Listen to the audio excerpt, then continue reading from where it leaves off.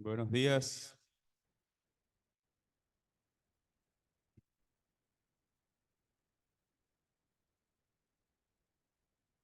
Buenos días con todos y con todas las presentes. Gracias por estar aquí, queridos estudiantes, docentes, colegas, invitados especiales. Bienvenidos, bienvenidas al foro Elecciones 2023, un análisis y reflexiones y presentación de la revista Democracias número 12, evento académico organizado por el Instituto de la Democracia con el apoyo de la carrera de Ciencias Políticas de la Facultad de Jurisprudencia, Ciencias Sociales y Políticas de la Universidad de Guayaquil. El Instituto de la Democracia es una institución adscrita al Consejo Nacional Electoral y propicia el estudio de las democracias representativas, directa y comunitaria, el asesoramiento técnico a la función electoral, la capacitación y formación en democracia y la promoción de la democracia en el Ecuador desde un enfoque académico, pedagógico y pluralista. El objetivo de este foro es el fortalecimiento de la democracia mediante la generación de conocimiento en materia político-electoral. En este sentido, damos gracias a todos por estar aquí y saludamos a los asistentes. La máster Mónica Bolaños Moreno, directora ejecutiva del Instituto de la Democracia. La máster Estefanía Luzuriaga Uribe, profesora investigadora de la Universidad Casa Grande. El doctor Miguel Herrera Ríos, profesor adjunto en la Facultad Latinoamericana de Ciencias Sociales y Políticas. Y el máster Eduardo Buitrón Portilla, editor de la revista Democracias número 12. Vamos a dar comienzo al foro. Me presento, yo soy Manuel Macías, soy el director de la carrera de Ciencias Políticas. Para nosotros es un gusto estar acá con todos ustedes, recibirlos, tener al Instituto de la Democracia con nosotros, la cual personalmente me parece una institución muy importante en nuestro país. Es un espacio eh, que promueve la investigación, la promoción electoral, política, y creo que nos hace repensar algunos asuntos acerca de cómo está nuestro régimen político, ¿sí? Este evento de hoy no es un evento de coyuntura como generalmente se dan, ¿no? Generalmente ahorita lo que está pasando, lo que está discutiendo en distintos espacios es, bueno, ¿qué va a pasar con las elecciones de 2024? ¿No? Algunas personas cuando les envié la invitación, me dijeron, ¿es elecciones 2024 o elecciones 2023? Le digo, no, es elecciones 2023. Porque, de cierta forma, lo que nos permite este tipo de eventos es reflexionar un poco más de forma detallada y profunda acerca de unos eventos que se están dando también, o sea, que se han dado en el pasado para ayudarnos también a entender mejor algunos otros eventos que se van a dar en el futuro. En este sentido, esta revista, que ya llega a su número 12, ha hecho una reflexión acerca de las elecciones anticipadas que se dieron en el año 2023, lo cual creo que nos va a permitir también tener una mejor mirada o dar algunos elementos para analizar, teorizar, pensar lo que se van a dar en las elecciones 2024. Y en ese sentido creo que ese es el valor que tiene también este tipo de eventos académicos que nos permiten pensar de una forma más reflexiva, valga la redundancia, los eventos políticos que se dan, ¿sí? Para pensarlos desde la teoría, desde metodologías más rigurosas. Y en ese sentido, cuando ya vayamos cada uno de nosotros al debate público, tengamos elementos más consistentes, más rigurosos para pensar la política y la democracia y no oír más allá de, digamos, algunas reflexiones u opiniones menos informadas o más superficiales, ¿sí? Pero bueno, en todo caso nos alegra que estén aquí. Esperamos que este sea un evento en el cual les permita reflexionar más acerca de los asuntos políticos y en ese sentido que también aprendan y disfruten. Ahora, para dar comienzo al foro me permito presentar a la ingeniera Carla Jarrín Saavedra, quien será la moderadora. Carla tiene un certificado en educación continua en liderazgo, tiene un máster universitario en dirección y administración de empresas, se ha desempeñado en el manejo de relaciones interinstitucionales como gestora de proyectos, fue consejera del Consejo Nacional para la Igualdad Intergeneracional, delegada de la función electoral y Dentro de sus logros destaca el desarrollo e implementación de varios proyectos relacionados con parlamentos, votos geriátricos, laboratorio de democracia, elaboración de metodología y planes de trabajo. Con eso, Carla, te doy la bienvenida para que puedas moderar este evento. Muchísimas gracias, Manuel. Bueno, un saludo muy cordial. Bienvenidas nuevamente y bienvenidos a todos los participantes, a nuestros queridos ponentes. Muchísimas gracias por estar aquí. Vamos a dar comienzo y para eso, por favor, voy a pedir que por favor nuestros ponentes puedan ir pasando. Magíster Estefanía Luzuriaga, por favor, directora ejecutiva de ADES. Al PhD, Miguel Herrera Ríos, nuestro docente. Y Magíster Eduardo Buitrón Portilla, quien es editor de la revista Democracias número 12 del Instituto de la Democracia. Ok, vamos a empezar rápidamente, nada más mencionando un poquito la metodología, cómo vamos a realizar el foro. Cada ponente va a tener 20 minutos. ¿Sí? Las preguntas y respuestas las vamos a realizar al finalizar cada una de las intervenciones. Entonces, para poder iniciar, vamos a dar paso primeramente al magíster Eduardo Buitrón Portilla, quien, como les había comentado, nos va a presentar la revista Democracias número 12 del Instituto de la Democracia. Eduardo es magíster en Historia Conceptual por la Universidad Nacional de San Martín de Buenos Aires, Argentina. Es magíster en Política Comparada por la Facultad Latinoamericana de Ciencias Sociales, Flaxo, Ecuador. Es sociólogo con mención en Ciencia Política por la Pontificia Universidad Católica del Ecuador y actualmente se desempeña como analista de investigación en la Dirección Nacional de Investigación y Publicaciones en Democracia del Instituto de la Democracia. Y por supuesto, es el editor de la revista. Estimado Eduardo, tienes la palabra, por favor. Les doy un saludo a todos los que nos pueden acompañar esta mañana aquí en la Universidad de Guayaquil, agradeciendo la invitación por parte de la carrera de Ciencias Políticas para presentar el último número de la revista Democracias, que estuvo dedicado a las elecciones anticipadas 2023. Un poco quisiera hablarles el trabajo de edición de la revista, ¿no? Siempre es importante, digamos, a veces recalcar o mostrar cuál es el trabajo que hay por detrás para poder obtener el producto final, ¿no? Como resultado, que es la revista. Y es realmente un trabajo arduo, un trabajo dedicado, ¿no? Que conlleva, digamos, primero armar redes, ¿no? Redes que nos permitan, digamos, tener contactos de gente que esté interesada en escribir para la revista, ¿no? Para eso, en este número reciente de la revista Democracias, tuvimos el apoyo de dos profesores de la Universidad de San Francisco de Quito, Pablo Medina y Regis Dandoy, que nos ayudaron en la coordinación del dossier de este número 12 de la revista Democracias.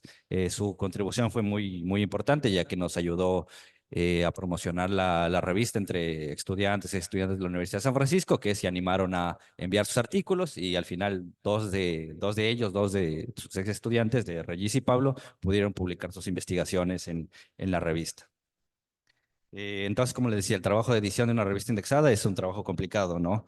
Conlleva todo un proceso de producción editorial, que conlleva primero un primer filtro en el que nosotros hacemos una revisión editorial de los artículos, donde verificamos que los artículos, digamos, cumplan las políticas editoriales que maneja la revista, ¿no? Una vez que pasa ese filtro, procedimos al segundo paso, que es la búsqueda de pares evaluadores. Una vez bueno, los pares evaluadores son gente especializada en el campo, digamos, de la ciencia política, de los estudios electorales, que van a ser los encargados de dar un dictamen para la publicación del artículo, ¿no?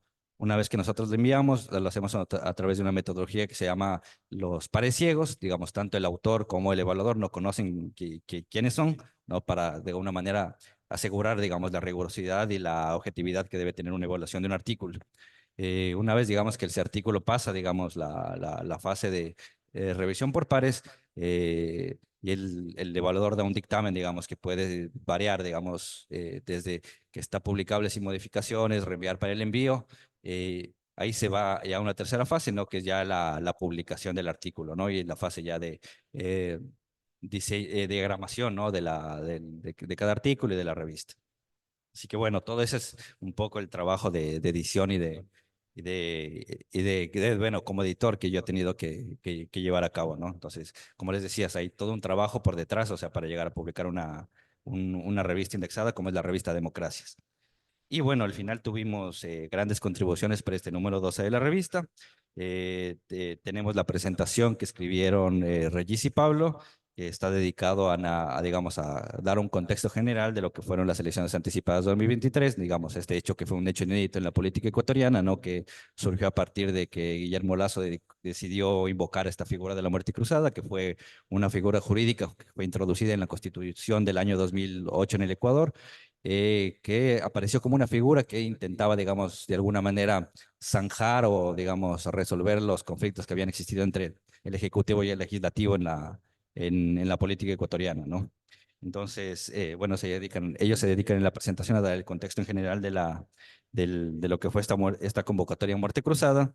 Y también, bueno, nos hace una presentación en general de cada uno de los artículos que conforman este número especial de la revista Democracias. Y tenemos ahí para el dossier, digamos, el tema central, tuvimos 4 artículos. El primero es de Iván Menés, que él es un ex estudiante de la Universidad de San Francisco, que en su artículo, las poblaciones indígenas votan por candidatos indígenas. Él hace un análisis de los resultados electorales de Yacu Pérez, tanto en las elecciones 2021 como en las del 2022. Es interesante porque él introduce una perspectiva comparativa y busca entender por qué, cuáles son los motivos, ¿no?, que llevaron en el 2021 que Yacu Pérez tuvo un éxito electoral, ¿no? Ustedes recordarán que estuvo a punto de pasar a segunda vuelta, ¿no? Y se quedó apenas por un margen mínimo de votos por fuera de la segunda vuelta, y Guillermo Lasso fue el que al final, bueno, pasó a segunda vuelta y terminó ganando la presidencia. Entonces él intenta analizar en este artículo por qué, cuáles fueron las razones para que del éxito electoral en el 2021 de Yacu en comparación al 2023, donde hay un fracaso electoral más bien de Yacu y su voto, digamos, se cayó, ¿no? Mientras en el 2021 tuvo alrededor de 19% de votos, para el 2023 apenas llegó un poco más del 3%. Entonces se intenta analizar cuáles las razones de Yacu, ¿no?, de esos resultados que tuvo en estas 2 elecciones. Después tenemos el artículo del perfil votante de Daniel Noboa y Luisa González en las elecciones anticipadas, de Jesús Guerrero, que igual es un artículo muy interesante, donde él en este artículo intenta, digamos, construir cuál es el perfil del votante ecuatoriano, ¿no? Y cuál es el perfil específicamente de los votantes que tuvieron Daniel Noboa y Luisa González. Es interesante porque él toma varias variables, digamos, para construir este perfil del votante. Él toma, por un lado, la variable socioeconómica, la variable étnica, la variable género y también la variable educación, ¿no? Entonces, a partir de esas 4 variables, él reconstruye cuál es el perfil de los votantes que tuvieron Daniel Noboa y Luisa González en las últimas elecciones anticipadas 2023. Y después tenemos el artículo de Regis Dandoy, que es sobre las elecciones legislativas y lo que él denomina los partidos provinciales, ¿no? Ese es un artículo, bueno, muy interesante porque, digamos, abre un campo de estudio que en la ciencia política en Ecuador no ha sido muy explorado, que es este campo que se conoce como de la política subnacional, ¿no? Que en otros lugares como Colombia, Perú está más trabajado, pero en el Ecuador aún no hay muchos estudios o una literatura fuerte que abarca este estudio de la política subnacional.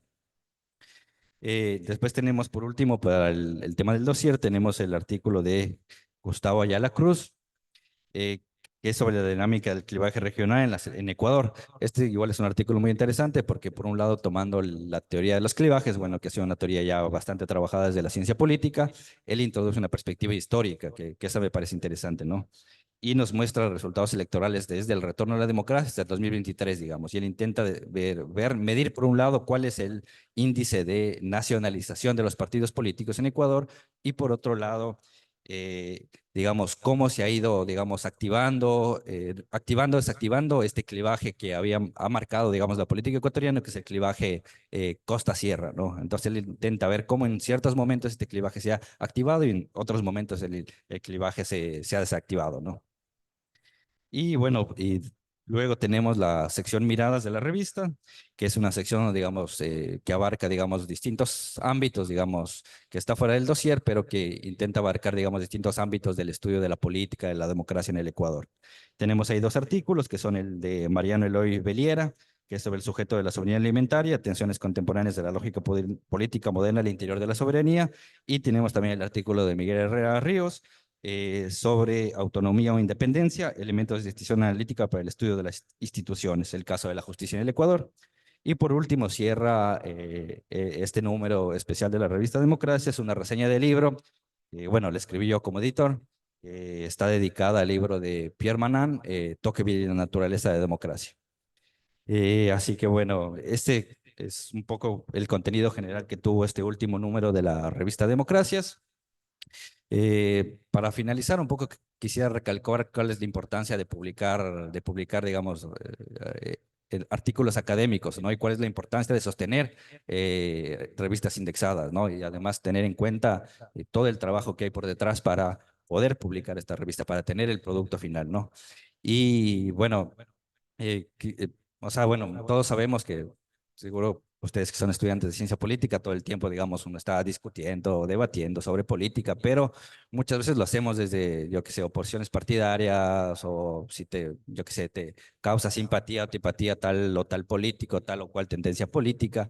Y más bien esta revista, digamos, digamos las publicaciones indexadas, las publicaciones académicas nos permiten de alguna manera como tomar distancia, digamos, de ese debate, digamos, a veces pasional, digamos, mediático también, ¿no? Porque muchas veces uno de los problemas que tiene la política en el Ecuador es que el debate político está entrampado en lo mediático, ¿no? Como que no nos permite tomar distancia y de alguna manera mirar desde afuera qué está pasando, ¿no? Cómo funciona la política, cómo funciona nuestro régimen político, ¿no?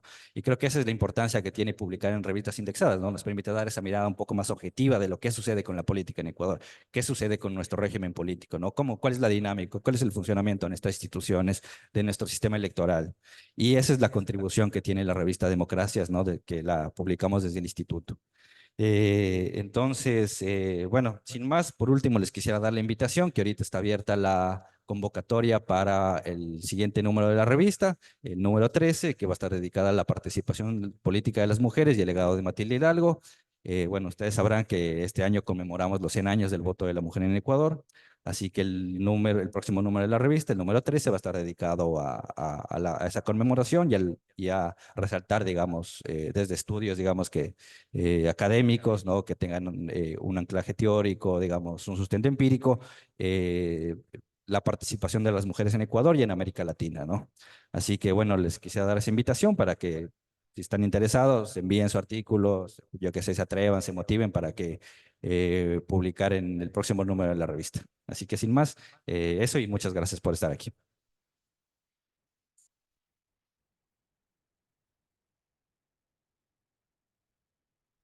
Muchísimas gracias a Eduardo, quien nos ha presentado la revista Democracias, y pues ya conocen, quienes estén interesados en escribir un artículo para esta revista, quedan totalmente y cordialmente invitados. Su criterio siempre será importante para esta contribución que realiza la revista Democracias del Instituto. Al finalizar, podrán ponerse en contacto con Eduardo para que les pueda dar los detalles. Ahora vamos a continuar con la siguiente intervención de nuestra panelista. Es la magíster Estefanía Luzuriaga Uribe, quien nos hablará sobre de las pantallas a las urnas, explorando la percepción del carisma en redes sociales. Permítame presentarla, por favor. La magíster Estefanía es máster en estudios avanzados en comunicación política para la Universidad Complutense de Madrid, licenciada en Ciencias Políticas por la Universidad Casa Grande, docente investigadora de la Universidad Casa Grande, especialidad en comunicación política, investigación y desarrollo social. Y actualmente está cursando el doctorado en ciencias sociales por la Universidad de Antioquia. Estefanía, el micrófono es tuyo, por favor. Muchas gracias a la carrera de Ciencias Políticas y al Instituto de Democracia por la invitación. Bien, yo para esta sesión, y creo que conecta súper bien con lo que conversaba hace un momento nuestro otro panelista, voy a empezar contándoles un poco de dónde nace una publicación académica. Lo que hemos traído hoy es un capítulo del libro publicado con Ingrid Ríos y con Daniela Chalén, que fue una estudiante del proceso semillero que nosotras manejamos en la Universidad Casa Grande. Pero les he traído justamente el antes de la publicación y es lo que están viendo en este momento en la pantalla. Nosotras desde hace más o menos 3 años arrancamos un proyecto. teníamos una idea y era que queríamos entender qué estaba pasando con el populismo y liderazgo en la región y cómo eso se podía conectar. Es decir, por qué empezábamos a ver figuras, mujeres que empezaban a ganar cargos electorales en la región y eso qué tenía que ver con el liderazgo y con cómo ese liderazgo se proyectaba. Y nos preguntábamos, ¿será que esa proyección de liderazgo tiene algo que ver también con el populismo? Es decir, ¿será que encontramos en nuestras nuevas formas de proyectar imagen, de proyectar discurso político, rasgos del populismo y de enfoques del populismo diversos? Entonces, lo primero, cuando pensamos en un proyecto de investigación y cuando queremos llegar a una publicación, que puede ser un artículo indexado, que puede ser un capítulo de libro, un libro académico, arrancamos de un proyecto que tiene una temporalidad y que tiene un marco en el cual vamos a conceptualizar desde dónde voy a observar esa problemática. ¿Me ayudas, Manuel, con la siguiente, por favor? ¿Ya? Y para justificar esa problemática, pues tenemos que saber cuál es el contexto actual, qué está pasando, cómo ese contexto de alguna manera está afectando lo que hoy nosotros queremos estudiar. En ese sentido, cuando nosotros iniciamos, les digo, hace un par de años atrás, este proyecto de investigación, lo que justificaba el contexto era la necesidad de entender desde el populismo y desde el liderazgo la manifestación femenina de ambos fenómenos. ¿Ok? Entonces, cómo las mujeres utilizan en la proyección de su imagen elementos del populismo y el liderazgo y entender cómo eso tiene una bajada en América Latina. Para eso, nosotros justamente desarrollamos un marco conceptual que Manuel nos va a poner en un momento, un marco conceptual, más adelante. Ajá, más adelante. No, más adelante. Es que para ahí está. Desarrollamos un marco conceptual. De un lado, teníamos estos enfoques del populismo que ustedes pueden ver en la pantalla y queríamos entender cómo en una línea de tiempo esos enfoques del populismo se fueron construyendo teóricamente, pero se fueron construyendo teóricamente porque fue posible verlos empíricamente en la manifestación de esos liderazgos. Y el segundo elemento era decir, ok, cada uno de estos enfoques tiene necesariamente unas características particulares. Entonces tenemos el enfoque estructural, siguiente, el enfoque discursivo, el enfoque, no lo puedo ver, ideacional, no alcanzo a leer cómo está el orden, perdón. Y yo, ¿será que me puedo mover, Manuel? ¿Me puedo parar? Sí, perdón, disculpen chicos, yo soy así como esa gente que se para. Entonces, luego de haber revisado los enfoques, decíamos, bueno, ¿cómo esos enfoques cruzan e interpelan el liderazgo? Entonces, algo que nos dimos cuenta es que cuando hablábamos del populismo, se mencionaba desde una figura esencialmente masculinizada. Entonces pensamos en la performatividad, ¿no? Como el discurso populista, de alguna manera, era entendido como un discurso performado desde el gran hombre, ¿no? Y eso tenía unas características, unas actitudes, unos rasgos idiosincráticos de hombre y de mujeres que de alguna manera performaban masculinamente. ¿Ya? Y por otro lado, teníamos el contexto, la dimensión contextual, es decir, esa variable que de alguna manera explicaba la existencia y o la ausencia de quien encarna el liderazgo en determinada situación. Para eso, nosotros pensamos que en este proyecto que venimos trabajando hace unos años, hablamos de un nuevo liderazgo, un liderazgo que integra la dimensión personal, la dimensión contextual del liderazgo político, pero que tiene un foco muy importante que es la comunicación del líder como medio y como consecución de los objetivos políticos. Y eso responde a unas estructuras sociales de las que todos somos partes. Entonces, ¿qué decíamos nosotros? Ok, sí, seguimos hablando del concepto de liderazgo, ese liderazgo que incorpora elementos de los diferentes enfoques del populismo, pero nos vamos a enfocar en la comunicación del líder como medio y la consecución de esos objetivos políticos a partir de la comunicación. Podemos ir, Manuel, al otro PPT, por favor, al que es más cortito. Pasar al otro PPT que te compartí. Sí, un segundito. Bien, ¿por qué les contaba todo esto? Porque eso enmarca nuestra publicación académica, porque nosotros dijimos, vamos a hablar desde estudiar la comunicación desde la producción, únicamente desde sus factores de producción y entender entonces dinámicas, interacciones y comportamientos desde la producción. Y por otro lado, nos permite acceder a información que está guardada en grandes repositorios de datos, que es lo que conocemos como Big Data, y hacer grandes extracciones masivas de datos que facilitan el estudio de esa dimensión en producción. Mientras que en recepción, eso, a lo que quienes de ustedes siguen alguna cuenta de algún líder político, algún partido, alguien, nadie, alguien que siga alguna cuenta de algún líder político, de algún partido, de algún activista social o político, ¿no? No lo siguen. Nadie. Un influencer, alguien que siga a un influencer que les guste, deporte, no sé, Moisés Caicedo. ¿Alguien sigue a Moisés Caicedo en esta sala? Nadie. ¿A quién siguen en sus redes sociales? A ver. ¿A quién? ¿A quién? ¿A quién sigues? Ujú.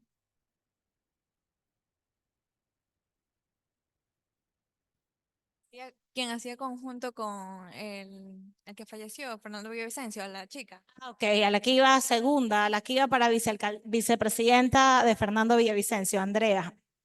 Bien, pero la dejaste de seguir ya cuando pasó la campaña. Bien, pasa que mucha gente sigue a estas personas y de alguna manera hay una teoría que dice que la cantidad de información que consumimos en entornos digitales condiciona nuestra percepción política y de alguna manera afecta nuestra polarización. Es decir, qué tanto yo me ubico en un lado o en otro de la escala ideológica. Bien, entonces eso se consolidó en esta publicación de las pantallas a las urnas, explorando la percepción del carisma en redes sociales durante las elecciones anticipadas de Ecuador 2023. En ese sentido, nosotros queríamos entender cómo esa imagen que se proyecta de los líderes afecta la percepción que tiene el usuario de redes sociales. ¿Qué pasa con eso? ¿Cómo se construye esa imagen a partir de esa interacción? ¿Qué decimos? Actualmente la manera de hacer política ha cambiado. Estamos viviendo un entorno de desconfianza y de falta de credibilidad en los políticos y los partidos políticos. Es por ello que resulta cada vez más complejo diferenciarse y generar una propuesta de valor para la ciudadanía y proyectar credibilidad y confianza. Esa fue una de las cosas que encontramos, ¿no? Entonces, es constante en la percepción que tienen los usuarios de redes sociales que los líderes y los líderes a posiciones electas buscan proyectar credibilidad y confianza a partir de la diferenciación. Yo no soy igual que el otro, no, yo no hablo como Nebot, yo hablo como habla Daniel Noboa, entonces hago burlas de, no sé, con cara seria de elementos del contexto actual. Yo, en cambio, me diferencio, yo soy topic, yo personifico y proyecto una imagen de liderazgo apalancada en seguridad. Entonces hago los videos, todo así, con las pistolas y casi salido de un centro de inteligencia, ¿no? Entonces me trato de diferenciar para apalancar ahí estos dos elementos. ¿Y eso qué nos llevó a decir? Ok, en ese momento la posición es quien no se distingue se extingue. La diferenciación posiciona como una máxima en la comunicación política actual, sobre todo en espacios digitales. Es fundamental la búsqueda de esa distinción y por eso cada vez vemos mayor producción de contenido que trata de separarse de los patrones tradicionales de proyección de imagen política, es decir, del señor que venía pues muy formal y que era muy serio y que estaba siempre vestido muy elegante. Buscamos diferenciar. ¿Ok? Y les traigo a estos personajes que son a quienes estudiamos. Hicimos una encuesta que pretendía entender cuál era la percepción, la recordación de voto, la caracterización de los líderes que pasaron a segunda vuelta electoral, es decir, Daniel Noboa, Luisa González y el fantasma de Rafael Correa. Bien, ¿qué dijimos? Dijimos que íbamos a vincular el carisma, la democracia emocional y la digitalidad en estos estudios de América Latina, porque consideramos que representa una contribución significativa a la teoría política contemporánea. La intercepción de estos conceptos permite explorar la influencia de las emociones en los procesos democráticos, especialmente en un contexto digital, donde la comunicación política se ha transformado radicalmente. Y aquí hemos citado a Norris, Pippa Norris, que si a alguien le gusta el tema, es una autora súper importante para entender la comunicación política. Y ella dice, hoy hablar de comunicación política es hablar de carisma, democracia emocional y digitalidad. Bien. Bien. Y entonces trajimos a estos líderes carismáticos en la TAM. Hicimos una búsqueda en Google Academics o en Google Scholar y identificamos que sobre ellos se ha escrito mucho. Sobre ellos y el carisma, sobre cómo ellos representan carisma, sobre cómo se construyeron esos liderazgos carismáticos de la región de ese momento. Pero algo que nos dimos cuenta es que la mayoría de estudios que abordaban a estos personajes lo hacían a partir de la percepción del electorado y a partir de la proyección de imagen que se hacía en medios tradicionales. Y eso tiene que ver con el color que les he puesto en la foto, ¿no? Pensar, por ejemplo, en las primeras épocas de Lula es pensar en la época todavía dorada de los medios tradicionales. Lo mismo con Chávez, etc. Bien. Así se construyó finalmente el objetivo en concreto, explorar en profundidad la percepción ciudadana en torno al liderazgo carismático proyectado por los candidatos presidenciales durante las elecciones anticipadas del 2023, centrándose específicamente en la arena de las redes sociales. ¿Y qué aprendimos? Aprendimos que los ciudadanos ecuatorianos utilizan las redes sociales y están de acuerdo con que éstas sean un medio para que los candidatos canalicen sus propuestas e imagen en la población. Ellos se sienten más cómodos escuchando directamente, digamos, sin el canal del medio tradicional como intermediario de los líderes. Estamos ya acostumbrados desde la pandemia a enterarnos primero por Twitter o enterarnos primero por Instagram que, no sé, en el noticiero del Canal 2, ¿no? También es su mayor fuente de información, como les mencionaba, hoy en día se informan políticamente a partir de redes sociales quienes informan. Sin embargo, no identifican las redes sociales como un espacio para conocer de forma más cercana y personal al candidato, sino que aún perciben que los temas que mayormente son tratados en el mundo digital son temas de campañas, por ejemplo, propuestas, eventos, entrevistas, mítines y etcétera. ¿Qué quiere decir eso? Que el intento, porque las redes sociales sean un canal bidireccional y dejen de funcionar como broadcasting, es decir, como los medios tradicionales funcionaban, no se ha consolidado en el imaginario del elector o del usuario. Para quienes encuestamos, sigue siendo una forma de comunicación unidireccional, por lo menos hasta las campañas del 2023. Muchísimas gracias. Perdón haberme salido un poquito del formato. Muchísimas gracias, Estefanía. Mis estimadas y mis estimados jóvenes, qué importante es que ustedes puedan adquirir el conocimiento. Ese conocimiento les va a permitir a ustedes tener su propio criterio, el mismo que no les va a permitir dejarse influenciar. Es importante su criterio.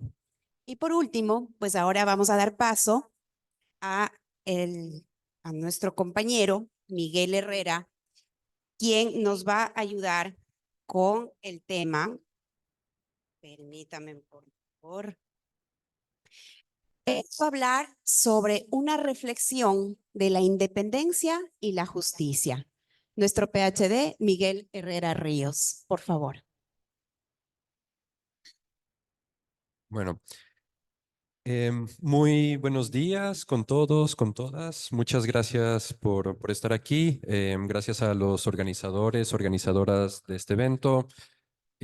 A Manuel, muchas gracias por la invitación y qué gusto también estar aquí con Eduardo Buitrón, el editor de la revista Democracias, a quien en verdad le agradezco mucho por todo ese trabajo de acompañamiento y de evaluación a autores, que siempre es un trabajo muy exigente, muy riguroso y que, bueno, muestra mucho la seriedad con la que se maneja la revista. Lo que yo quisiera compartirles hoy es una pequeña reflexión que surgió a lo largo de una investigación doctoral de muchos años sobre la justicia en Ecuador y cambios que ha vivido la justicia en el país, con la idea de que esto tal vez pueda alimentar nuevas líneas de reflexión, de discusión.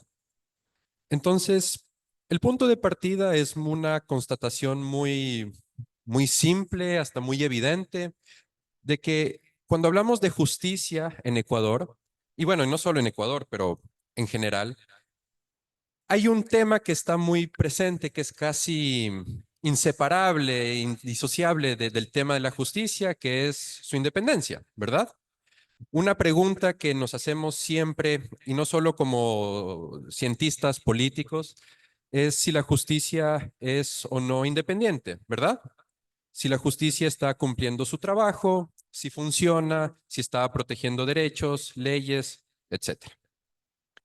Y en este sentido, pues la literatura académica ha hecho muchos avances, ¿no? Y en el caso de Ecuador, pues sabemos que es un tema muy rico, ¿no? Ustedes, jóvenes politólogos, analistas, saben que en Ecuador hemos tenido de todo, ¿no? Cuando hablamos de justicia. Hemos tenido nombramientos irregulares de jueces, hemos tenido destituciones, tuvimos un tanque que bloqueó la entrada de la Corte Suprema en los años 80, hemos tenido periodos sin Corte Suprema, hemos tenido periodos con Cortes Supremas paralelas, en fin, es medio caótico. Entonces, la reflexión sobre la independencia es importante, es presente, ¿no? Es un pilar de nuestra democracia, es un pilar del Estado de Derecho. Y pues aquí a nivel ya saliendo de Ecuador, a nivel regional, la ciencia política también ha hecho avances importantes, ¿no? Hay una idea muy común en trabajos de ciencia política sobre justicia, que es esta teoría de la fragmentación. O sea, cuando el poder político está fragmentado, la justicia tiene más posibilidades de actuar de forma independiente porque es más difícil controlarla, intervenir en ella, manipularla, etcétera. Bueno, ¿a qué voy todo esto, con todo esto? Que cuando yo estaba haciendo mi trabajo sobre justicia, mi postura era que no me interesaba el debate sobre independencia. No veía a qué llegaba. ¿Por qué? Porque hay unos 3 problemas que a mi punto de vista son considerables cuando pensamos siempre la justicia a través del lente de la independencia. El primero es que uno haciendo un trabajo en un espacio académico, pues no solo somos académicos, investigadores quienes hablamos de justicia, ¿verdad? ¿Quién nomás habla de justicia? Los jueces, los periodistas, los políticos, en general, ustedes también en sus familias, en discusiones políticas. ¿Quién no habla sobre justicia y sobre independencia? ¿Quién no tiene su lectura sobre si los jueces actúan bien o no? ¿Verdad? Creo que es bastante intuitivo eso, ¿no? Es bastante evidente. Entonces ahí ya nos ponen un problema, porque cuando pensamos desde la sociología política, que es mi formación, yo no sé que estamos en una facultad de jurisprudencia, ciencias sociales y políticas, no sé cuántos aquí podrán ser abogados o juristas, yo no soy abogado, pero cuando lo vemos desde la sociología política, que es mi formación, esa idea de que todos podemos hablar sobre independencia es muy importante y es muy rica analíticamente, porque eso ¿qué significa? Significa que definir la justicia como independiente o no, no es algo evidente, no es una obviedad, es un constructo. O sea, la independencia, tener la capacidad de decir esto es una actuación independiente o no, es un espacio de lucha, de conflicto. Hay actores que están en batalla para imponer una definición sobre cómo funciona la justicia. Y esto lo podemos hablar de cualquier cosa, ¿ya? Sobre cualquier institución, sobre partidos, sobre populismo. ¿Quién es populista? ¿Quién no es populista? ¿Quién tiene la autoridad para definir qué político es populista o no? Entonces, nos lleva a pensar como en esas lógicas de cómo se construyen representaciones sociales en la sociedad. Bueno, ese es un primer problema. Un segundo es un problema metodológico. No tenemos una escala universal para decir si la justicia es independiente o no. ¿Cómo la medimos? ¿Cómo la observamos? De nuevo, ¿cuáles son las pautas, los criterios? Podemos decir que jueces que toman decisiones a favor de un gobierno o de un partido político específico, fácilmente podemos decir, es que son comprados, ¿no? Pero en el mundo social tenemos que admitir la posibilidad de que jueces de vez en cuando a veces fallen a favor de un gobierno, del Estado, de un partido mayoritario, etcétera. Es muy complejo. Y el tercer problema que yo creo que es el que a mí más me llama la atención.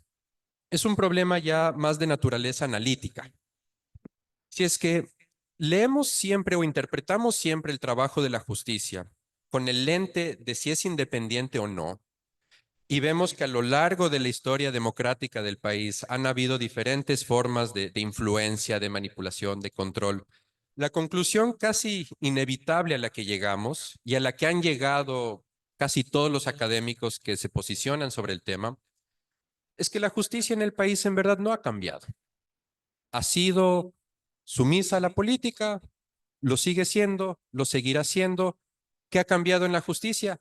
Nada. Y eso es problemático, porque muchas cosas han cambiado. Han cambiado las leyes, ha cambiado la constitución, han cambiado las personas, han cambiado los procedimientos, han cambiado las instituciones. Mucho ha cambiado. Entonces, ¿cómo interpretamos esos cambios? De nuevo, si nos quedamos en el lente, o sea, la realidad social son los objetos, ¿no? Y cómo lo interpretamos son los lentes que yo me pongo para poder ver esa realidad. Entonces, si mis lentes son sobre la independencia, entonces mi mirada va a ser que nada ha cambiado, pero muchas cosas han cambiado. Entonces, ¿cómo analizamos? ¿Cómo interpretamos eso? Y eso ya nos lleva a ver otras cosas que desde la sociología política llamaríamos, por ejemplo, configuraciones institucionales. Es decir, cómo se articulan reglamentos, procedimientos, prácticas y rutinas de las personas que están involucradas en el día a día de las instituciones. Entonces, aterricemos un poco más. Por ejemplo, ¿cuál es un objeto en el que siempre va a estar presente esta reflexión sobre la independencia? Por ejemplo, nombramientos de jueces, ¿verdad? O sea, ¿cómo nombramos jueces? ¿Cómo escogemos jueces? Sobre todo en las instancias superiores, siempre va a ser como un indicador si la justicia es independiente o no, ¿verdad? Esperamos procedimientos transparentes, abiertos, meritocráticos, pero aquí es interesante porque a esto voy con esto de configuraciones institucionales.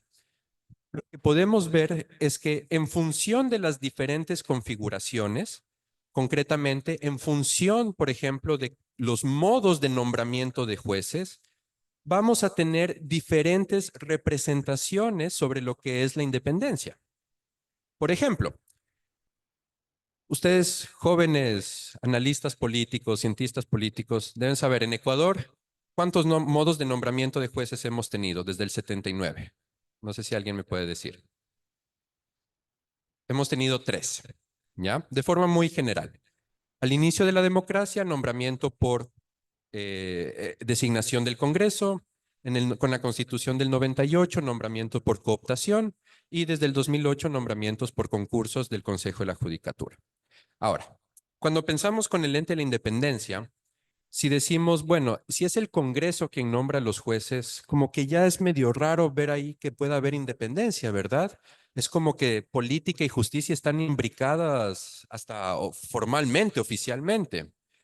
Y cuando vemos los debates sobre de estos nombramientos, por ejemplo, al inicio del retorno a la democracia, hay intercambios muy interesantes. En el mismo 79 tenemos a Asad Bucaram, que habla en el Congreso y les dice a diputados, a congresistas, les dice, bueno, estamos en campaña electoral, presenten sus candidatos para la Corte. A ver, le ofrecimos a la democracia popular y les ofrecimos a los liberales. Ah, y ese candidato, ese es un conservador ilustre, entonces nombrémoslo a la Corte.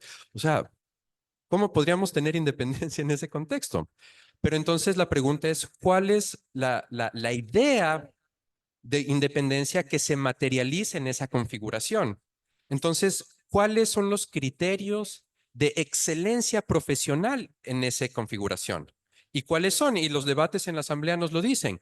Ah, este es un jurista de renombre, es conocido por todos, tiene mucho prestigio, mucha reputación, es un gran nombre.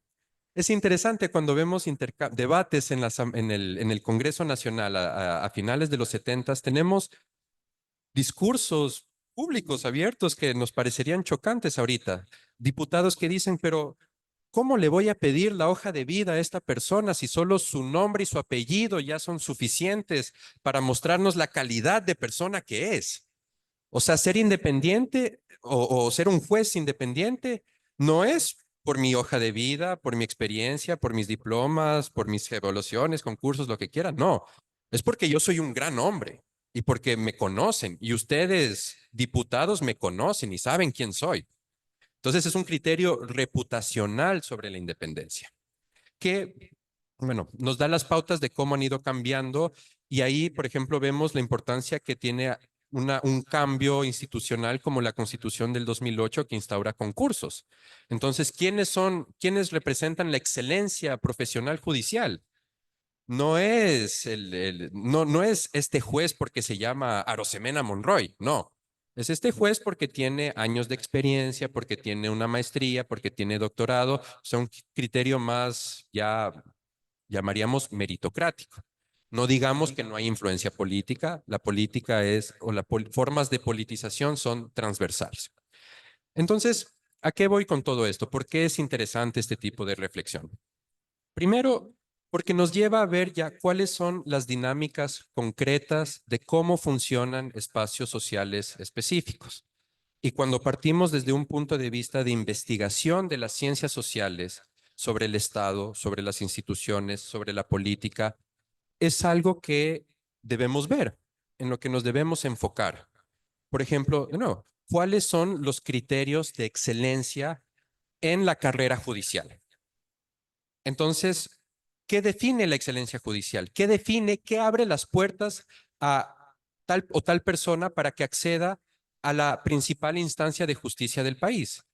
Es, por ejemplo, los años de experiencia y el hecho de que un jurista pudo hacer una progresión desde primera instancia hasta corte departamental, hasta corte nacional, o es el hecho de que pudo ocupar un cargo electoral, un ministerio, de que fue embajador, de que es académico, etcétera. O sea, ¿qué evaluamos? Y en la justicia lo vemos como una tensión muy presente. ¿Qué valoramos? Valoramos más bien modelos de carrera interna en la cual un profesional sube poco a poco la jerarquía judicial, o vemos más bien criterios heterogéneos en los cuales un jurista tiene valor y reconocimiento porque puede ocupar cargos diferentes en otros espacios sociales. Y ahí sigamos la reflexión. Ambas opciones no están igualmente disponibles. Si yo quiero ser diputado y de ahí ministro y de ahí presidente de colegio electoral y de ahí juez del tribunal electoral y de ahí juez y eso me permite llegar a la Corte Nacional, eso no está disponible a todo el mundo. Está disponible a los que tienen capital político, capital social, tal vez capital económico. Entonces, ¿cuáles son los criterios que hacen que ciertas personas, ciertos profesionales puedan acceder a la cima de ciertas instituciones del Estado?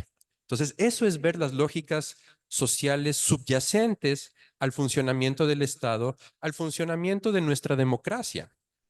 ¿Ya?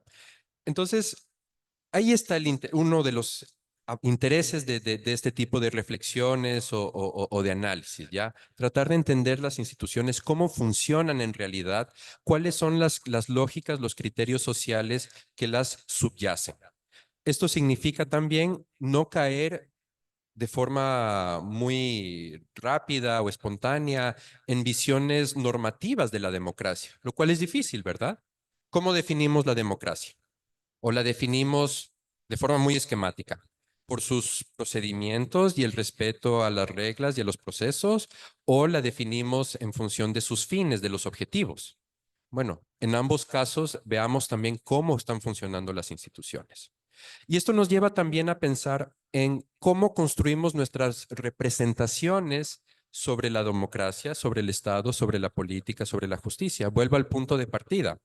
Si partimos de la constatación hasta muy banal de que todos hablamos sobre independencia, de que no es el monopolio de ciertas personas o profesionales específicos, si todos hablamos de independencia, entonces, ¿quiénes son los que están moldeando nuestra representación sobre, en este caso, el funcionamiento de la justicia?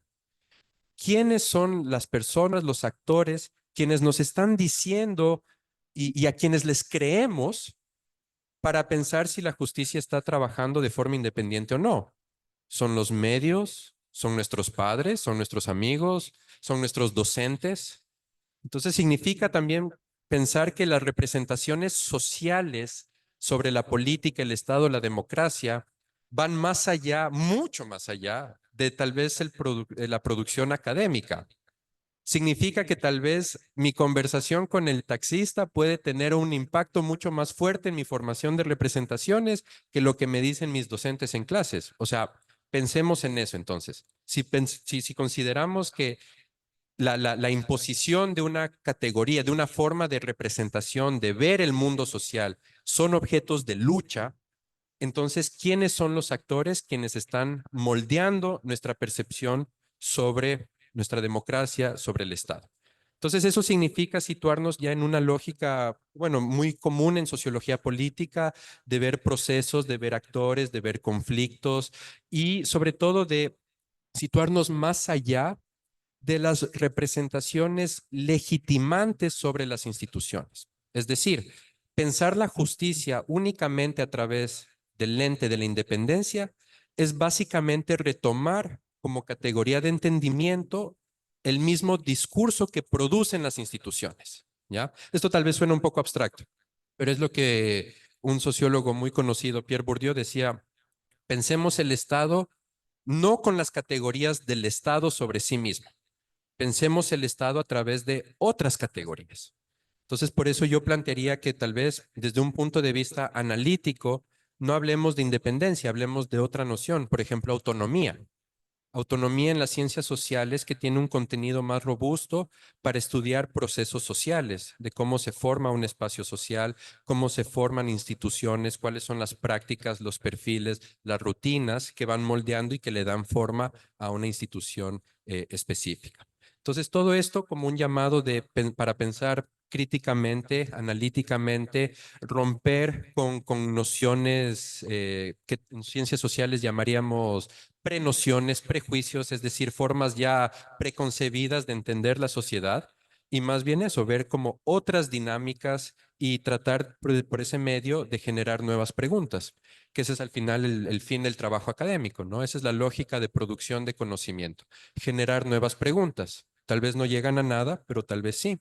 En mi caso, por ejemplo, yo decía, bueno, todos tenemos un acuerdo de que la justicia no ha sido independiente, no es independiente, entonces nada ha cambiado, pero entonces, ¿qué es lo que sí ha cambiado? Entonces ya solo cambiando un poco el chip para ver si uno puede interesarse en nuevas cosas y escribir sobre nuevas cosas. Eso, muchas gracias.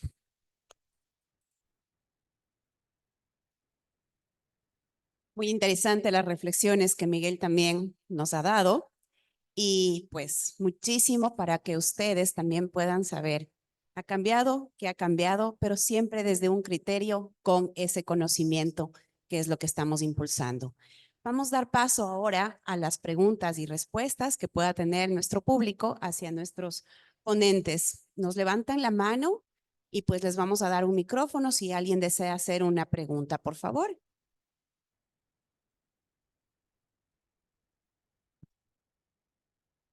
Si hay preguntas, alzan la mano, sí. Bueno, yo tenía la primera pregunta, quizás en ese sentido.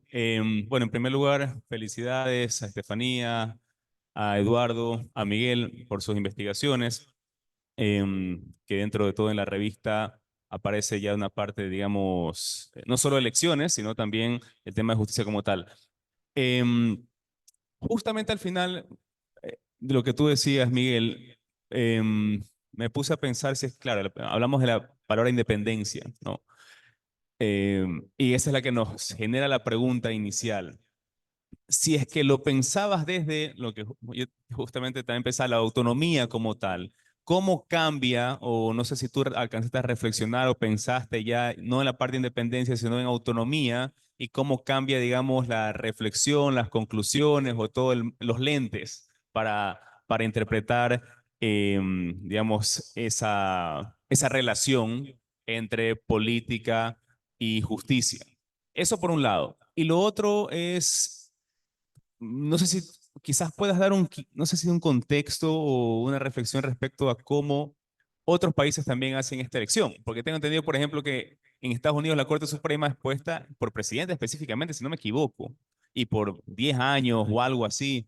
Y bueno, eso también, por ejemplo, en términos comparados, si tú pudiste ver algún tipo de tendencia que pueda ser también analizada a la luz de, bueno, de los hallazgos como tal o de ciertas, digamos, formas de relación política, pero que te da distintos resultados, ¿no?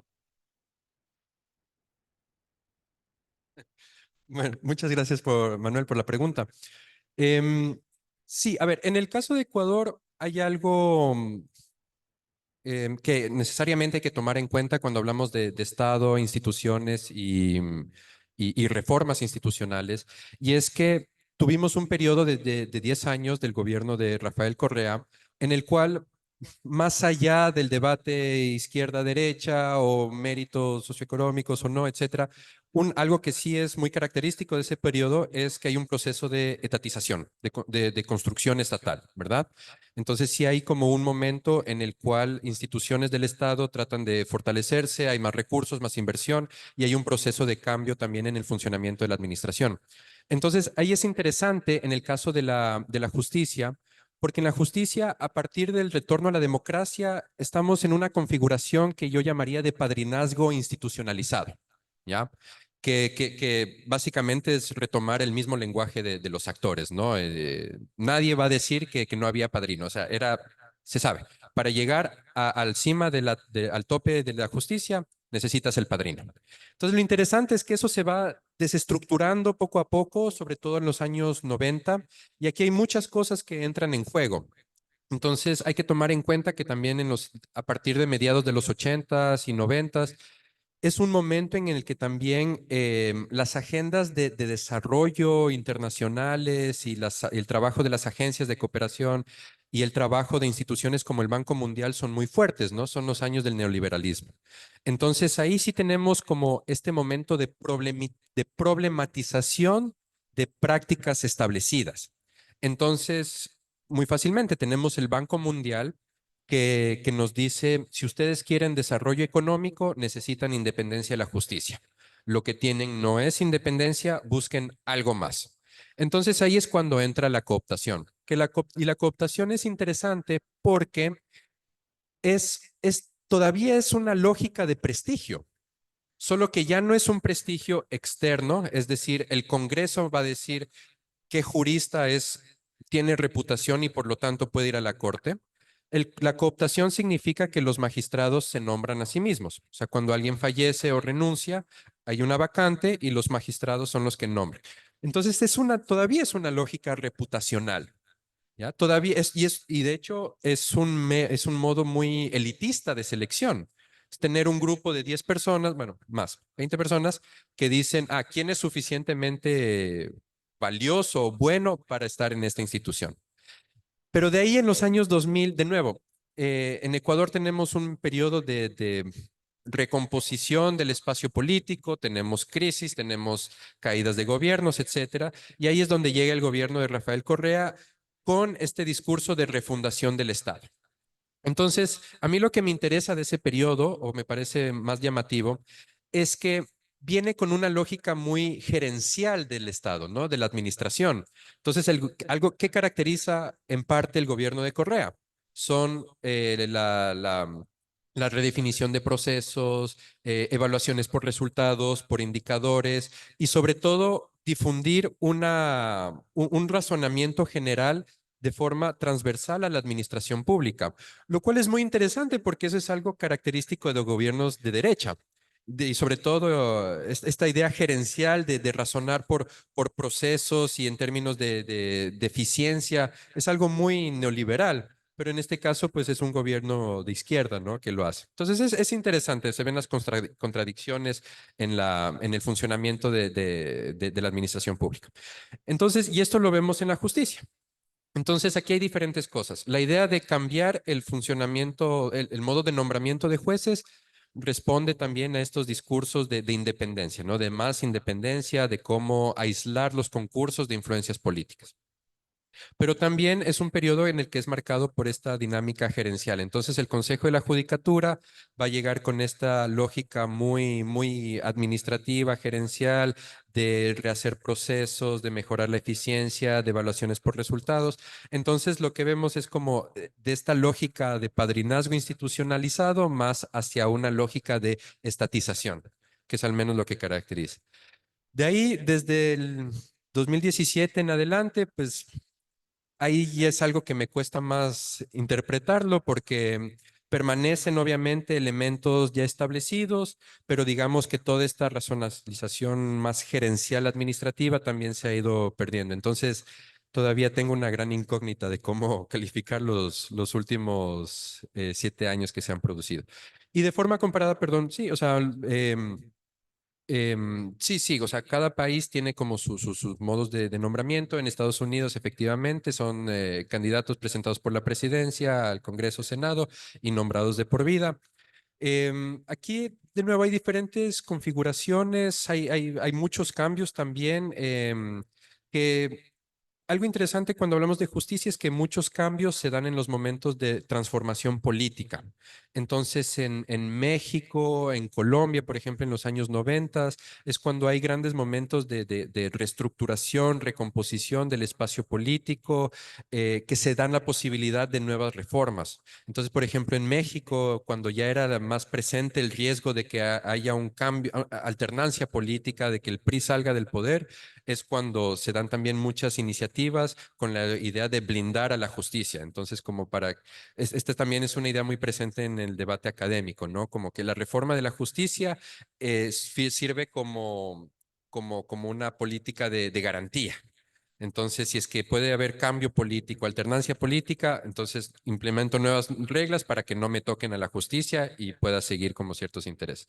Entonces, ahí lo interesante es que, o sea, las lógicas de politización son continuas y son permanentes. Esto también es valioso cuando hablamos de la justicia, porque, por ejemplo, cuando hablamos de justicia, ¿dónde buscamos la mano de la política? En lo informal, ¿verdad? En lo irregular, en las llamadas y en las reuniones secretas y en los correos que se filtraron. Pero no es así. O sea, sí es así, pero también vemos la influencia de la política en las cosas más abiertas y formales y transparentes. Entonces, por ejemplo, para mí eso es interesante. Cuando vemos cómo han cambiado los procedimientos para nombrar jueces, ya el mismo hecho de establecer concursos ya es un acto profundamente político. ¿Por qué? Porque se están cambiando las reglas y los criterios sobre quién puede acceder a la cima de la justicia. Entonces, no hay que, también es como un llamado a eso, una visión más robusta de lo que es la politización. ¿Ya? La politización no está en la llamada secreta del presidente o del ministro o del diputado y, oye, haz esto, no sé qué. Sí, eso existe y está ahí, pero también en las cosas más abiertas, en las reglas, en los procedimientos formales. De nuevo, si estamos hablando de, por ejemplo, redefinir las reglas sobre quién puede acceder a la cima del poder judicial, eso es político. Y eso aplica a la justicia como a cualquier otra institución. Entonces, a eso voy cuando hablamos de ver las lógicas sociales subyacentes al funcionamiento de las instituciones y del Estado. Tenía una pregunta para Stephanie. Bueno, yo también uno de mis temas de investigación es el populismo y el carisma, justo, bueno, me llamó la atención un poco lo que tú planteabas, digamos, cuando hablas de, digamos, nuevos liderazgos tradicionales, que ahora es como un tema que está en boga, ¿no? Que se entiende por nuevos liderazgos. Pero yo un poco cuestiono también, yo soy un lector de Max Weber y siempre cuando hablan de carisma, yo pienso en Max Weber, o sea, no sé, o sea, tú hablas como que ahora habría un carisma que se construye a través de las redes sociales, y no, más bien entenderé, pero yo qué sé, se me venía a la cabeza el caso de Daniel Noboa, o sea, es alguien sin discurso en realidad, o sea, alguien solo proyecta una imagen, pero tú ves, yo qué sé, el informe a la nación que dio hace poco, o sea, ¿qué fue? No fue un discurso, o sea, ¿qué fue eso que hizo? Entonces, si hablamos, digamos, cómo Max Weber entendía el carisma, pues un carisma es un tipo con un gran discurso, o sea, como que mueve emociones, pero que motiva con un discurso, digamos. Y no, bueno, no tiene un discurso político, o sea, hay solo imagen, ¿no? Esta proyección de la imagen, las redes, Entonces ahí o sea, te quería preguntar, o sea, ¿cómo tú empatas, digamos, eso, hablar de carisma sin discurso? O sea, porque estos nuevos liderazgos se construyen sin discurso, es solo proyectar una imagen, ¿no? Como lo que hace Daniel Noboa utilizando las redes sociales. Bien, muchas gracias por la pregunta. Sí, claramente, a ver, digamos, dos cosas. Por un lado, obviamente, esta idea del carisma pegada a esa mirada de, como del Salvador, ¿no? De esta persona que de alguna manera apela a un componente emocional, es fundamental para entender el carisma. Sin embargo, yo creo que volvemos a pensar y a reflexionar en cambio sobre el papel que juega la variable contexto y cómo el carisma en el contexto de hoy es un carisma que tiene que responder a esos códigos, digamos, sociales y de interpretación de ellos, ¿no? Y digamos, y ahí la imagen se vuelve un discurso. La imagen es una forma de proyectar un discurso político que de alguna manera resuena en la construcción, digamos, de este líder que es carismático porque responde un poco a sus propios códigos culturales. Es decir, lo que yo creo que ha logrado Daniel Noboa es apalancar muy bien la construcción de su liderazgo, evidentemente en imagen, pero en un carisma que es un carisma muy tecnificado. O sea, no es su carisma, es el carisma que el equipo de asesores proyecta en la figura del líder, ¿no? Y ahí los elementos que a veces parecen arbitrarios, pero que yo dudo mucho que efectivamente sean arbitrarios, es decir, que son decisiones tomadas y pensadas por un equipo que está atrás, generando justamente desde lo que él puede proyectar. Eso me parece súper importante también, es decir, no pensar el líder desde el imaginario de un liderazgo político un poco más tradicional, sino pensar el líder desde esa capacidad de influencia que es innegable que él la tiene y esa capacidad de influencia en el receptor, en este caso en un electorado que es quien respondió. Se hizo un estudio justo después de las elecciones y el electorado que responde a ese voto de Noboa es un electorado que tal vez se aleja un poco de esos modelos más tradicionales que entendíamos nosotros como carismáticos, ¿no? Yo creo que eso nos lleva tal vez a retomar lo que tú decías, ¿no? Pensar el carisma desde otros espacios, desde otras categorías. Perfecto, por allá tenemos una pregunta también.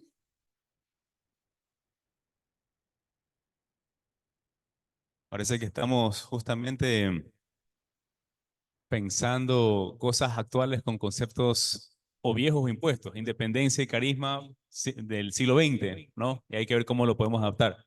La pregunta. ¿Qué tal? Buenas tardes. Soy Marlon Guevara. Si bien es cierto, la idea de democracia y justicia es una idea que se puede interpretar de muchas formas, ¿verdad?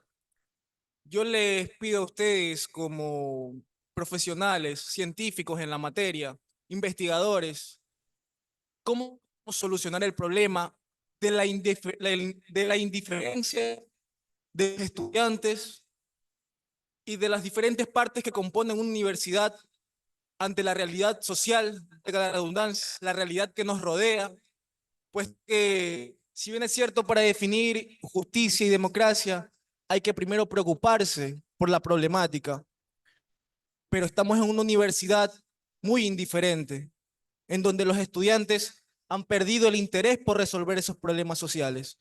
¿Cuál sería la sugerencia para recuperar esa esencia de la universidad, que es resolver las problemáticas sociales y en el trabajo de la búsqueda de la verdad, llegar hacia un ideal de justicia?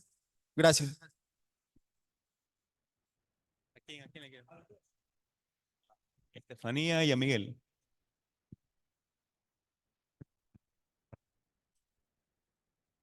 Wow, la pregunta.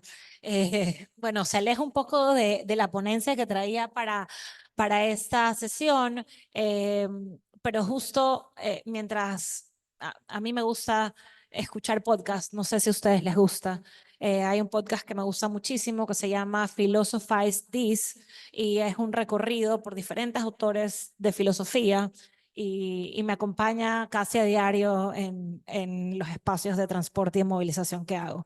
Y mientras tú mencionabas la preocupación de la indiferencia, yo no podía parar de pensar en estas posiciones, digamos, postestructuralistas que ubican en el individuo, digamos, como sujeto, la responsabilidad única de no solo sus resultados, sino de los resultados de la sociedad como estructura, ¿ya? Y déjame conectar esa idea. La indiferencia que tú mencionas, la indiferencia de la universidad, la indiferencia de ustedes como estudiantes, puede ser explicada desde un individualismo social. Es decir, cuando me pienso yo como actor único y soy incapaz de conectarme desde estos espacios sociales a los que me debo. Entonces, tú decías, ¿cómo? La pregunta era, ¿cómo entonces explicamos desde la democracia y desde la justicia este desinterés o de la institución, de la universidad, de quienes hacen esa institución? Realmente me lleva a mí a pensar que más que un problema de conceptualización de justicia y democracia, es un problema de orden de prácticas sociales. Es decir, cuando no entendemos que tú como estudiante eres parte de la universidad como institución y que el docente no es el docente o la autoridad no es la autoridad sola, sino que construye la institución, la universidad se construye de todos y cada uno de los que están acá. Entonces, esa indiferencia es la suma de indiferencias individualizadas. ¿Cómo hacemos para cambiar esa indiferencia? Con un compromiso colectivo, pues es la única opción. Cuando yo me sumo, mi voluntad se suma a la voluntad de los otros en pro de preocuparse por esas problemáticas sociales que tú de alguna manera vinculas con la democracia y la justicia.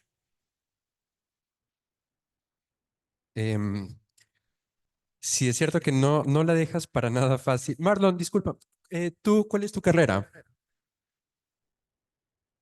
Derecho. Ya. Yo para empezar no sé si compartiría la afirmación de que hay indiferencia. No, no sé, no sé si estaría completamente de acuerdo con esa afirmación.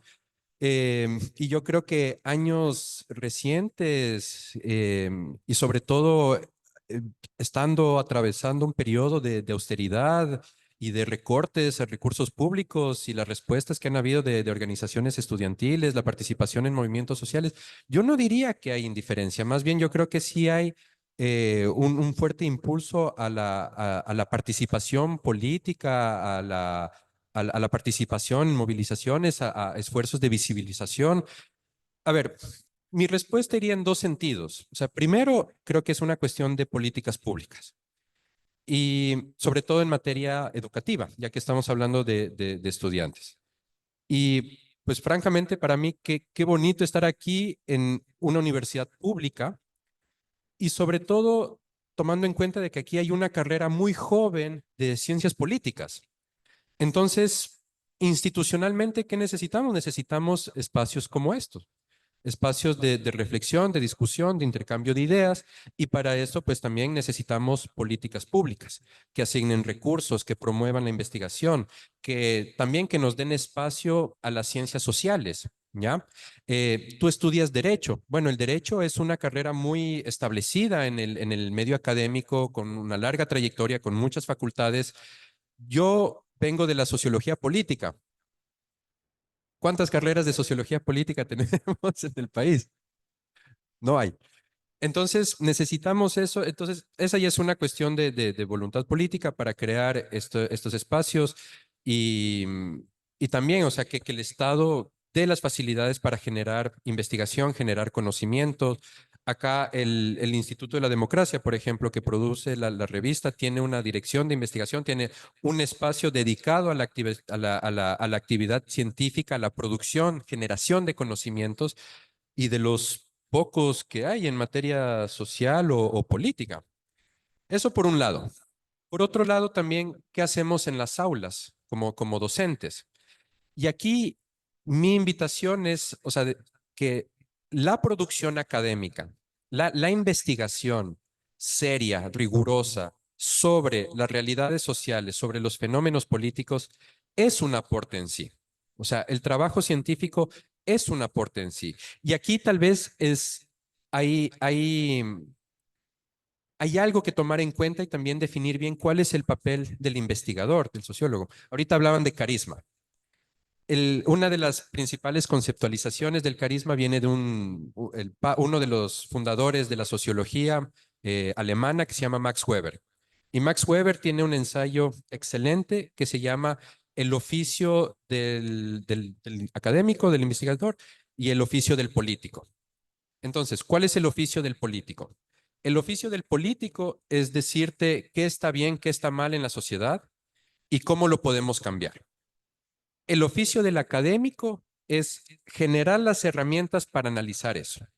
Entonces, si yo viniera a una aula y les dijera a mis estudiantes, voten por tal, voten por X, voten por Y, esto está bien, esto está mal, no sé qué, eso es el labor del político, no es el trabajo del académico.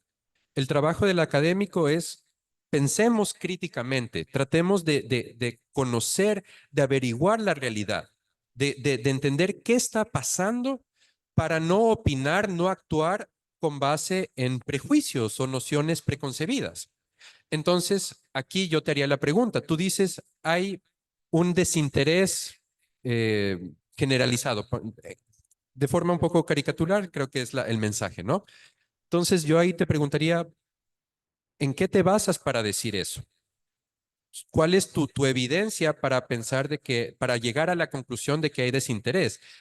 Y yo te diría ahí también, bueno, pensemos las otras maneras por medio de las cuales se generan es hacia la política. Como decía, más influencia, más impacto puede tener una conversación que yo tengo con mis papás sobre política a lo que leo en los manuales y en la bibliografía de mis clases. Entonces, la pregunta es eso. Primero, tratemos de entender cómo se están formando políticamente, digamos, los jóvenes. ¿Cuáles son los espacios en donde se habla de política? ¿De qué manera se está hablando de política? Hablar de política no es hablar sobre el candidato y sobre el partido y sobre el gobierno y tal. Hablar de política es hablar sobre la injusticia, sobre el desempleo, sobre la pobreza, sobre las relaciones de dominación. Eso es política. Entonces, más bien preguntémonos en eso, preguntémonos eso. ¿De qué manera un público joven está formando sus opiniones sobre la política, sobre qué es correcto, sobre qué es incorrecto, sobre qué es justo, sobre qué no es justo? Y cómo esas visiones, esas representaciones, de qué manera están moldeando prácticas. Entonces, pongamos el gorro de investigador, de analista crítico, averigüemos eso, discutamos eso y de ahí tal vez veamos ya no como investigador, pero como ciudadano, qué está pasando y qué podemos mejorar. Pero yo creo que eso, primero rompamos con ciertas prenociones, tratemos de mirar eso, cómo se están formando opiniones sobre la política de forma más general y veamos también ahí cuál es el papel entonces que están llevando a cabo ciertas instituciones para fomentarlo. Y como te digo, mucho también es un tema de política pública. Entonces, en eso sí me mantendría firme. No sé si respondí tu pregunta, tal vez no, pero es lo que puedo decir. Bueno, gracias, Estefanía, Miguel. Yo también quería hacer un aporte a esta pregunta como director de la carrera. Em, en primer lugar, yo te diría, júntate con esos pocos que les interesa quizás la política o hacer política. Quizás sea un 10%, quizás un 20%, según el barómetro de las Américas, generalmente está por el 10% de los que hacen política, los que les interesan los asuntos políticos. Identifícalos y júntate con ellos. Ese quizás es el segundo paso. El primero es infórmate acerca de política. Lee los periódicos, mira los noticieros, escucha los podcasts, sigue en las redes sociales a los políticos para ver qué dicen y qué hacen, para que estés informado. Porque si no estás siguiendo la política, entonces el indiferente quizás quién es, ¿no? Informarse, juntarse, organizarse con la gente, eh, aprovechar que estás aquí en la universidad, que hay espacios distintos donde existen proyectos de prácticas preprofesionales, existen proyectos de vinculación justamente con el CNE, con el IDD. Me gustaría tener una relación mucho más cercana, desde la promoción, desde la investigación, desde la parte de publicaciones, de capacitación. Como docentes nos gusta involucrarnos en eso. Ustedes, y quizás esa es mi cuarta sugerencia, están en segundo, tercer, cuarto año de Derecho. Aquí generalmente hay estudiantes de Derecho y Sociología. Hoy día justamente las ciencias políticas están en virtual, por eso vemos a pocos. Pero aprovecha estos años en la universidad para hacer voluntariados y para juntarte y ver dónde, para que tengas esos 2 años de experiencia mínimo que te pide la sociedad cuando te gradúes y para que no te gradúes y tengas un título, pero sea experiencia. Y quizás no te paguen inicialmente, así hemos empezado todos hemos hecho voluntariados, cosas gratuitas en algún momento, pero eso te va a ir formando, te va generando una red de contactos, gente interesada en lo que tú haces y te va formando también. Entonces ya cuando estés graduado, ya no vas a ser el indiferente que salió y se graduó eh, por pura resistencia y paso de los años, sino o sea, lo has construido y lo has formado y has estado involucrado tú con la gente específica que te rodea. Y ese es tu límite, tu metro cuadrado que inicialmente vas a poder cambiar. Luego, si haces y decides hacer política, vas a cambiar o vas a poder involucrarte y dirigir o decidir respecto a muchos otros asuntos y con un impacto a mucha más gente, ¿no? Muchísimas gracias. Eduardo también nos va a ayudar. No, bueno, quería decir algo también. Justo, bueno, ahora que hacías esa pregunta, que es una pregunta muy complicada, no sé, se me venía a la cabeza justo la reseña que escribí sobre Tocqueville, Alexis de Tocqueville, ¿no? Que es un autor clásico que, bueno, ahora en la época de las redes sociales, de los TikToks, uno pensaría un autor del siglo XIX, ¿qué nos puede decir ahora para la política, para la democracia? Pues Tocqueville nos dejó unas enseñanzas muy interesantes. Porque justamente, digamos, a veces pensamos que las amenazas, digamos, que existen en la democracia, como tanto se ha hablado ahora, ¿no? La crisis de la democracia, las amenazas de la democracia, vienen de afuera de la democracia, son exteriores. Pero Tocqueville nos dice que la propia lógica democrática conlleva peligros. Uno de ellos es el individualismo, que la sociedad democrática genera individualismo, y otro es la apatía política. Decía que la propia profundización de la democracia genera apatía política, decía Tocqueville. Porque en una sociedad de individuos, pues nadie le interesa lo que le pasa al resto, ¿no? Pues uno vive enfrascado en su mundo y nadie le interesa qué sucede con el resto. Y Tocqueville, ¿qué veía qué se podía? Él se pregunta, ¿qué se puede hacer para, digamos, contrarrestar eso? Y él dice una cosa muy interesante, que para contrarrestar, digamos, esa apatía política, ese individualismo que genera la propia democracia, es la importancia que tienen las asociaciones y los cuerpos intermedios en una sociedad. Eso Tocqueville lo recalcaba todo el tiempo, y eso veía, por ejemplo, en la democracia norteamericana del siglo XIX, que la analizó en su famoso libro La democracia en América, que lo que sustentaba la democracia norteamericana, digamos, eran prácticas, costumbres que tenían los americanos de asociarse, de crear gremios, asociaciones, o sea, de todo tipo. Y eso generaba que haya cohesión social, digamos, que haya un tejido social que pueda sostener a la democracia, ¿no? Y así que, bueno, eso se me vino, no sé, o sea, la importancia que tienen las instituciones, los cuerpos intermedios, los gremios, las asociaciones de estudiantes, digamos, en todo espacio social, no solo en la política, en la vida social en general. Y que eso genera que podamos contrarrestar esta lógica individualista que genera la propia sociedad democrática, ¿no? Y esa apatía a la que nos lleva, ¿no? No interesarnos por el resto, sino solo interesarnos en lo que me pasa a mí y mi burbuja, ¿no? Como suelen decir. Así que bueno, eso. Por allá tenemos otra pregunta.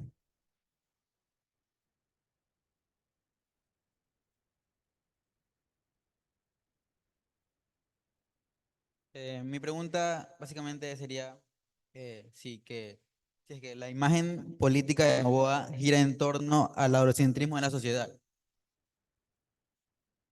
Si es que la imagen política de Noboa gira en torno al eurocentrismo, al eurocentrismo de la sociedad.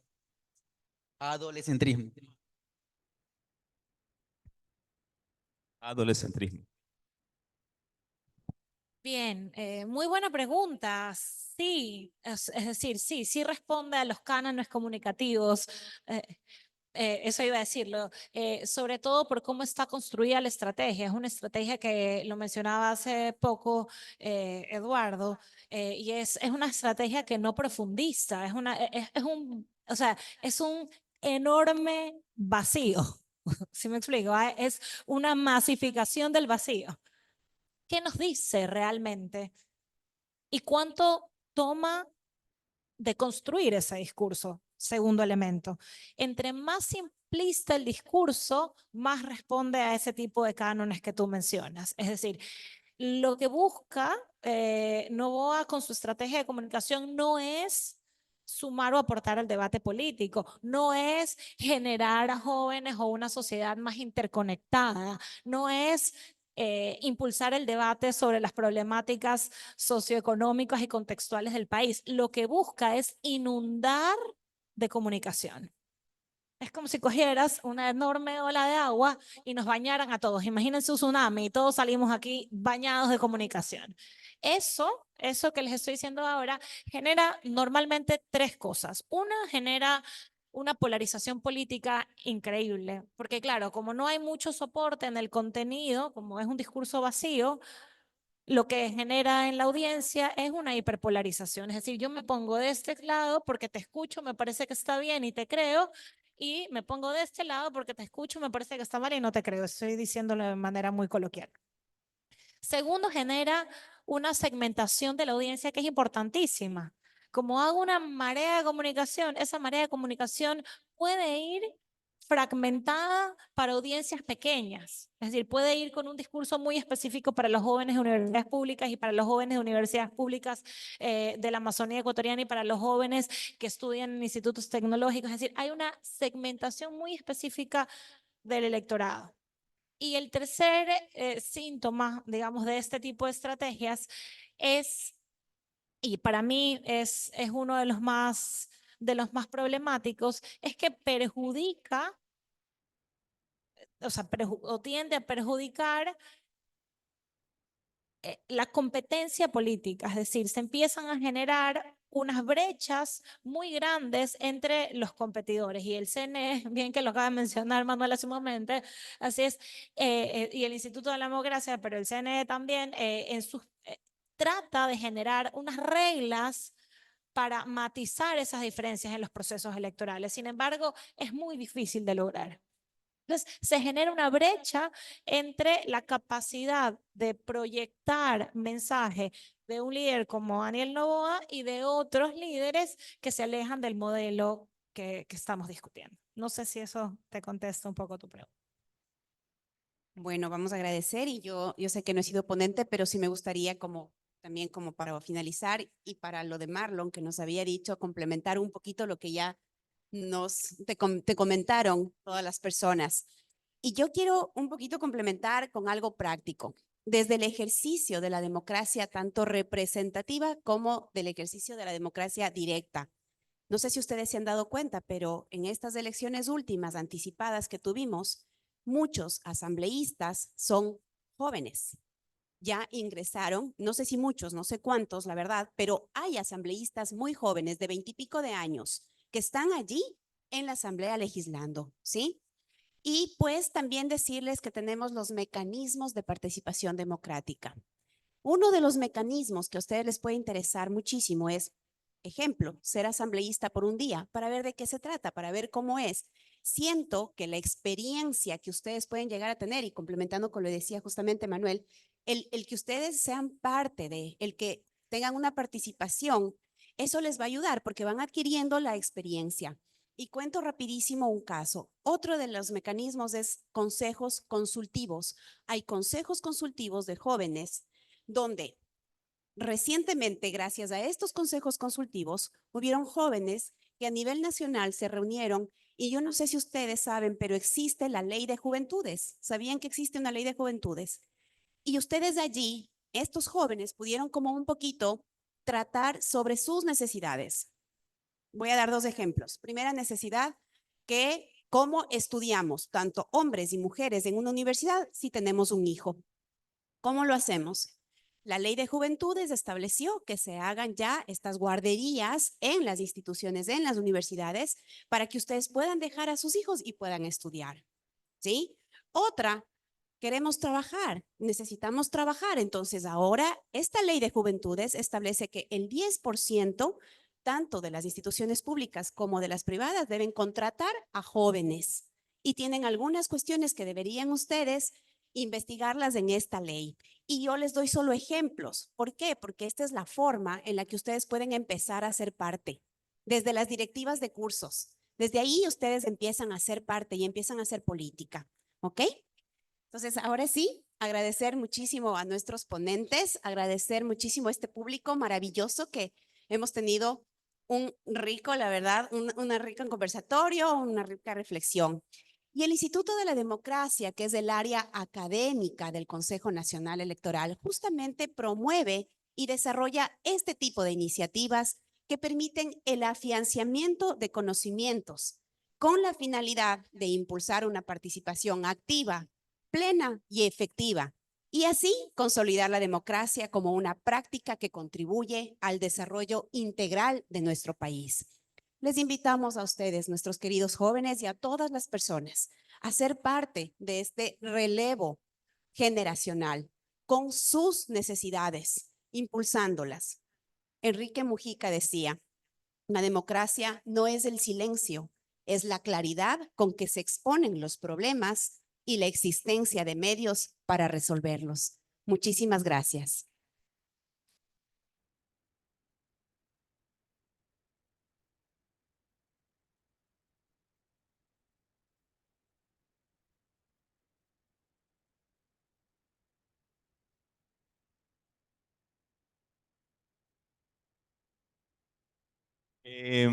Un ratito, chicos, antes de que se vayan, solo dos cositas últimas.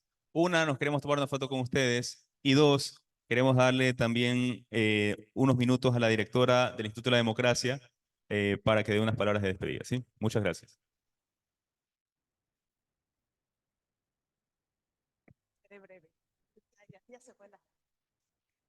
Hola chicos, buenos días.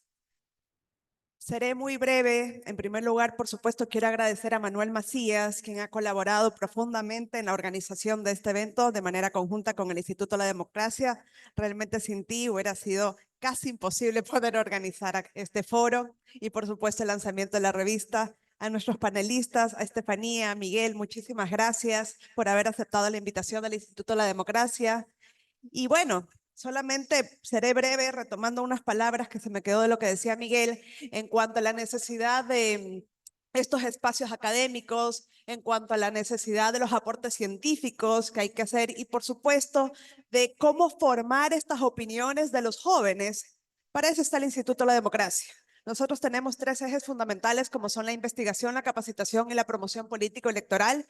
Y en virtud de aquello, sí es necesario que ustedes como jóvenes puedan interesarse en la formación democrática del país. Por eso, ustedes pudieron ver el lanzamiento de la revista Volumen 12, que hemos hecho justamente algunos lanzamientos a nivel nacional. Este es el último que estamos haciendo de este volumen. Y están todos invitados, por supuesto, a participar en la convocatoria que está abierta hasta el 15 de agosto del volumen 13 de esta revista Democracias. Pero adicionalmente nosotros contamos con 9 proyectos en el área de capacitación en los que están inmersos justamente ustedes jóvenes. Y por supuesto en la promoción política en donde nosotros estamos llevando una serie de eventos académicos a nivel nacional y que ustedes pueden ver en la página web del Instituto de la Democracia. Les invito a ser parte de este cambio, a ser parte justamente de la política del país desde un ámbito académico, que es lo que nosotros estamos justamente capacitando y fortaleciendo en cuanto a aptitudes y conocimientos a ustedes jóvenes. Nuevamente, muchas gracias a nuestros panelistas y muchas gracias por su participación. Muchas gracias, Mónica. Chicos, pasen adelante, por favor, para tomarnos una fotito, ¿sí? Gracias por su asistencia.